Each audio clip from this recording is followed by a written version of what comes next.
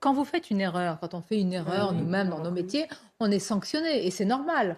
On est sanctionné. Oui. Est-ce que le politique, un jour, peut reconnaître sa responsabilité sur une chose ?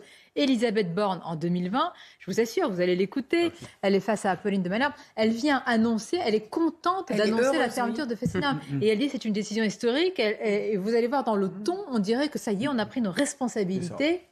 Écoutons-la. Je vous confirme, c'est un moment historique parce que, comme vous le soulignez, ça fait des années qu'on dit aux Français qu'il faut baisser la part du nucléaire dans notre électricité. Ça fait des années qu'ils entendent parler de l'arrêt de Fessenheim. Et puis, depuis des années, nos prédécesseurs ont reporté la décision. Cette décision, elle est prise. Le décret que j'ai signé avec le Premier ministre, il est ce matin au journal officiel. Et samedi prochain, le premier réacteur de Fessenheim s'arrêtera. Donc, c'était effectivement un engagement d'Emmanuel Macron. Ça y est, ça c'est du concret.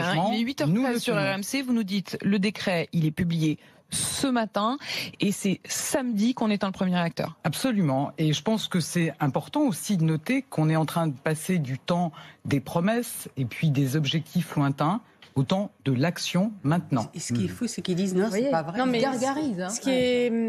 Ce qui est assez incroyable dans cette crise, c'est qu'effectivement, il y a des crises qui ne sont pas prévisibles. Celle du Covid, certains effectivement experts l'avaient dit dans des rapports, il peut y avoir une épidémie, mais globalement, peu de gens l'avaient anticipé. Et on ne retrouvera pas une vidéo, je pense, d'il y a 5 ans, d'un ministre de la Santé qui disait « Attention, une épidémie va arriver, on n'a pas besoin... » Mais ça, c'était une crise qui était prévisible. Et on a tout fait pour ne pas y répondre. Et la deuxième chose que je note, c'est que c'est le retournement de l'opinion.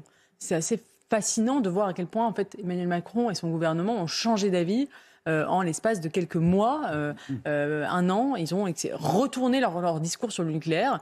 Et moi, ça me laisse de l'espoir pour d'autres sujets. Ça me laisse de l'espoir pour d'autres sujets où il y a des lanceurs d'alerte qui mettent le doigt régulièrement, qui disent attention, là, il y a un problème. Par exemple, sur la question de l'immigration, regardez un peu ce qui se passe, il faudrait peut-être qu'on prenne des mesures. Et il y a un déni. Peut-être jusqu'à un moment où l'opinion bascule complètement. Face au mur pour changer son malheureusement, en politique, c'est l'opinion française a toujours été restée majoritairement en soutien au nucléaire. L'opinion française n'a jamais basculé.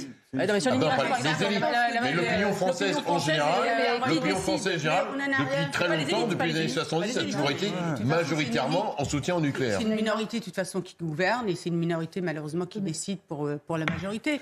Et sur ces questions-là d'ailleurs qui sont des questions extrêmement importantes, on peut s'interroger s'il ne faut pas des référendums pour interroger les citoyens. Parce que c'est quand même, ça impacte énormément enfin, il y a une majorité de Français, selon des sondages, il y a une majorité de Français qui croyaient, à force de la propagande écolo, qui croyaient que le nucléaire ça polluait et que les nuages qu'on voyait sortir des centrales, c'était des nuages de pollution, ce qui est évidemment pas le cas. Maintenant, on voit les nuages qui sortent de la centrale à charbon de Saint-Avold. On les respire à plein poumon et merci les Verts.